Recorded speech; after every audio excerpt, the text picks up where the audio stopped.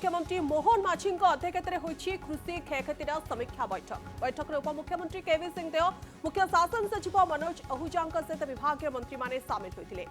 बीमा करिथिबा चाषी को समय पूर्व क्षयक्षति सरकार को अवगत करने निवेदन कर 30 तारीख मध्य चिन्हट हेबे क्षति सहित चाषी ए चाषी मान डीबीटी माध्यम क्षतिपूरण देवाई सरकार प्रस्तुत अच्छा बीमा कंपानी मान सहित आलोचना कर आवश्यक पदक्षेप नेबे सरकार सरकारी साहाय्य समस्त को मिलिबो बोली कहते मुख्यमंत्री धान सहित पान और परिबा चाषी अंतर्भुक्त हे कृषि विभाग पक्षर कृषि रक्षक आप्लिकेशन माध्यम क्षयक्षति बाबद सूचना दे पारे चाषी यह छड़ा 14447 टोल फ्री नंबर में अभियोग करें चाषी।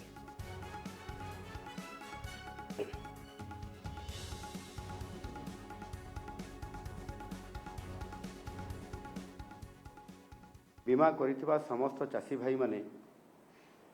जेपरी निर्धारित समय सीमा मध्य क्षयक्षति संपर्क में बीमा कंपनी मानक सूचना प्रदान करेंगे आउ व्यापक भाव में सचेतनता कार्यक्रम करने मु आगुरी मध्य ए बाबद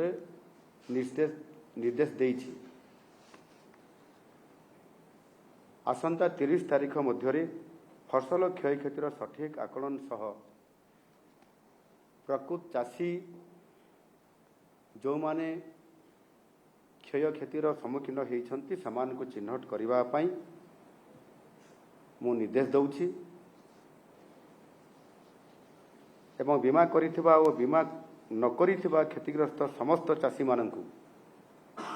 राज्य और केंद्र सरकारंकर नियम अनुजाई सहायता यथाशीघ्र डीबीटी माध्यम